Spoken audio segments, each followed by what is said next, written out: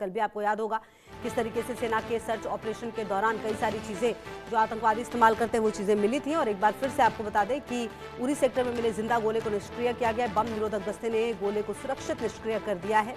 किसी भी जान माल के नुकसान की खबर नहीं है और लगातार इलाके में एहतियातन जो ऑपरेशन है वो चलाया जा रहा है। ऑपरेशन सिंदूर में छोड़ा गया गोला जिंदा जला है। उरी सेक्टर में मिले हैं जिंदा गोले जिसको कि निष्क्रिय कर दिया गया है। अब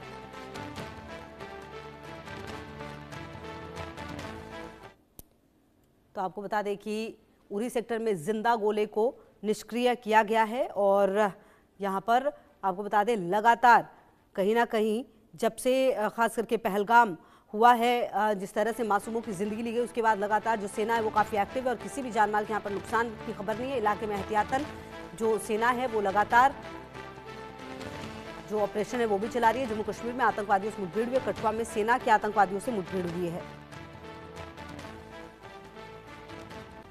तो आपको बता दें कठुआ में जो मुठभेड़ है वो लगातार चल रही है सेना की आतंकवादियों से। और लगातार आपको बता दें कल भी एक आतंकवादी के घायल होने की खबर सामने आई थी। और कठुआ में आपको बता दें सेना के आतंकवादियों से जो मुठभेड़ है वो लगातार चलती हुई नज़र आ रही है। और लगातार आपको बता दें सरकार का जो एक्शन है वो नज़र आ रहा है। और यहाँ पर लगातार सुरक्षा बल जो है वो पहले गाड़ियों की भी चेकिंग कर रहे थे और उसके बाद लगातार यहाँ पर कुछ आतंकवादियों के छिपे होने की खबर सामने आई थी।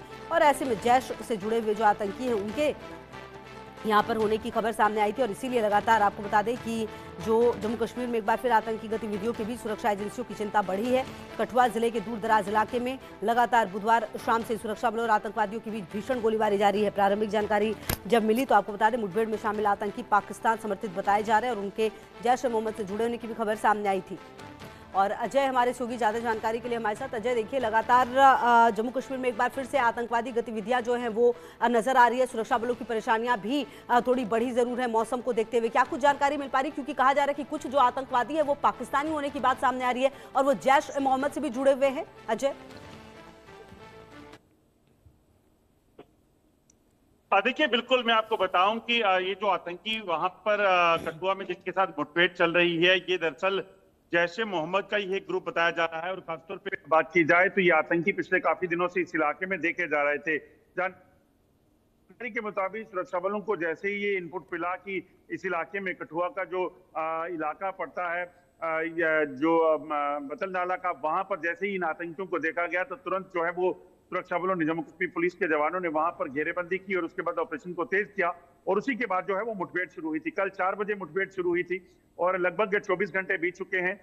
क्योंकि घने जंगल का इलाका है, नदियां हैं, नाले हैं, पहाड़ हैं, ऐसे में आतंकी लगातार अपनी लोकेशन बदल रहे हैं और ऑपरेशन इसीलिए जो है कहीं ना कहीं बड़ी चुनौती भरा समझा जा रहा है। भारतीय सेना, जम्मू कश्मीर पुलिस और सीआरपीएफ की लगातार डिप्लॉयमेंट जो है पूरे इलाके में है। हालांकि अभी काफी समय से फायरिंग नहीं हुई है, मगर माना यह जा रहा है कि आतंकी शायद इस जंगल के इलाके से निकलकर किसी साथ जो इलाका है वहां पर जो है वो पहुंचे हैं। जो जानकारी, ये तस्वीरें हम दिखा रहे हैं, ये दरअसल उसी जो हाइडआउट की है जहां पर जो माना जा रहा है कि जहां पे आतंकी छुपे हुए थे। और हाइडआउट जो है इसी तरह से जंगलों में बैठकर आतंकी अपने बनाते हैं ताकि वो लंबे समय तक वहां पे बैठे रहें और किसी भी तरह का उनको नुकसान ना हो।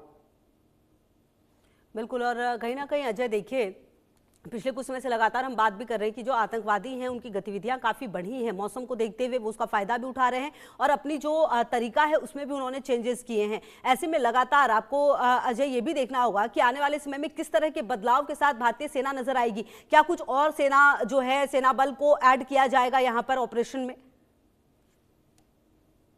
देखिए मैं आपको कुछ तस्वीरें दिखाता हूँ, आप उससे ज्यादा समझ पाएंगी।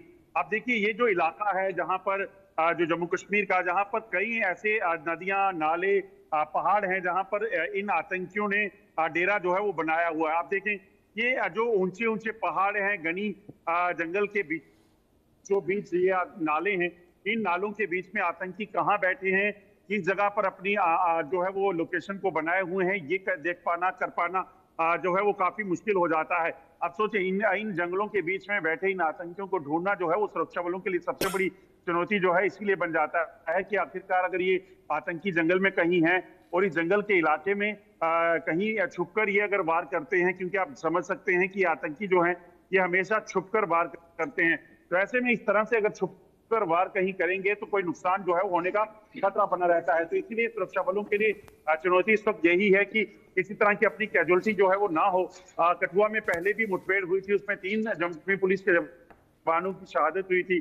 और ऐसे में इस चीज को सुनिश्चित करना है कि अपना कोई नुकसान ना हो और उसके साथ साथ इन आतंकियों को ढेर किया जाए। तो इसी स्ट्रेटेजी के साथ आगे बढ़ा जा रहा है, क्योंकि आतंकी जो जैश ए मोहम्मद के हैं, इनके पास अत्याधुनिक हथियार के साथ साथ कम्युनिकेशन डिवाइसेज हैं।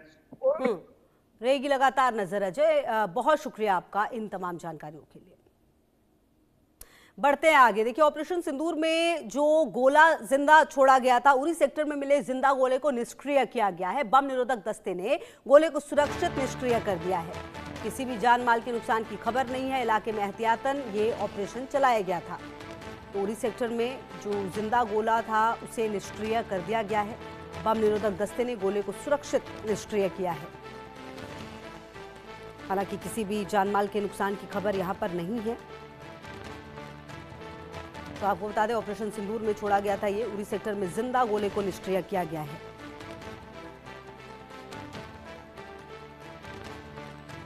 तस्वीरें भी लगातार हम आपको दिखा रहे हैं किस तरीके से जिंदा गोले को निष्क्रिय किया गया। और ये देखिए आप कि किस तरह से यहाँ पर इस पूरी गतिविधि को अंजाम दिया गया। बम निरोधक दस्ते की मौजूदगी में ये जो पूरा काम था उसे किया गया है।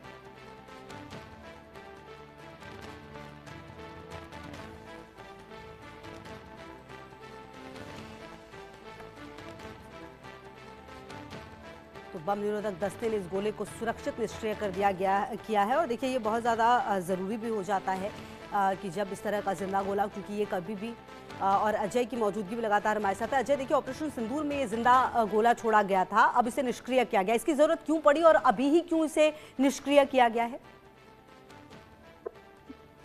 देखिए, मैं आपको बताऊं, दरअसल जब ऑपरेशन सिंदूर हुआ था तो भारतीय सुरक्षा बलों की तरफ से तमाम वो आतंकी ठिकानों को ध्वस्त किया गया था। और जब पाकिस्तान जब बौखला गया, पाकिस्तान ने देखा कि वो सेना का मुकाबला नहीं कर सकता, तो पाकिस्तान की तरफ से सिविलियंस को टारगेट करना शुरू कर दिया गया था। और जम्मू कश्मीर, पंजाब, तमाम इलाके जो बॉर्डर के थे, एलओसी के थे, वहां पर फायरिंग की गई।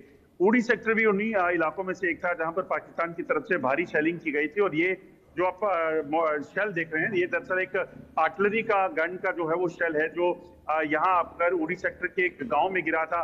और ये फटा नहीं था। और उसके बाद जो है ये इसी तरह से पड़ा हुआ था। मगर जब गांव वालों ने कल वहां पर अपने इलाके में, गांव के भीतर जमीन में पड़ा देखा, तो उन्होंने तुरंत इसकी जानकारी जो है वो सेना को दी, पुलिस को दी। और उसके बाद जो है उन्होंने इसे अपने कब्जे में लेकर अब इसे निष्क्रिय कर दिया है।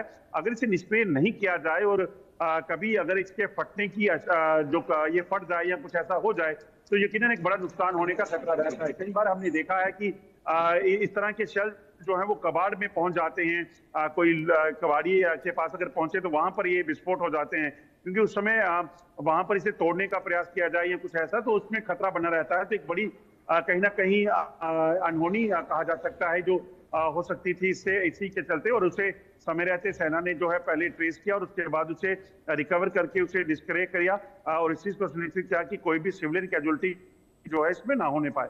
बिल्कुल। और कहीं ना कहीं अजय, देखिए, ये बहुत ज़्यादा ज़रूरी भी हो जाता है। अच्छा अजय, इस तरह की घटना क्या बहुत ही आम बात है सेना के लिए? देखिए, बिल्कुल, जब कभी हालात बॉर्डर पर खराब होते हैं, फायरिंग होती है, बॉर्डर क्रॉस बॉर्डर फायरिंग होती है, तो उसमें जो फायरिंग की जाती है पाकिस्तान की तरफ से, कई बार इस तरह के मोटार शेल जो हैं या आर्टिलरी शेल्स जो हैं वो मिल जाते हैं। और फिर उन्हें इसी तरह से एक एसओपी होती है, निष्क्रिय किया जाता है। एसओपी ये भी है कि जब कभी जंग के हालात या फिर बॉर्डर फायरिंग हो, तो उसके बाद जमीनों में जो ये पूरा सर्च होता है, सर्च करके देखा जाता है। मगर उस दौरान भी कई बार ये शेल जो है वो जमीन के अंदर जब धस जाते हैं तो उनको निकालना मुश्किल हो जाता है और उसके बाद कई बार ये नहीं मिलते। तो ऐसे में भी ये मिले तो उसको निष्क्रिय करना बेहद जरूरी हो जाता है। बिल्कुल, लगातार रहेगी नजर। बहुत शुक्रिया अजय आपका इन तमाम जानकारियों के लिए।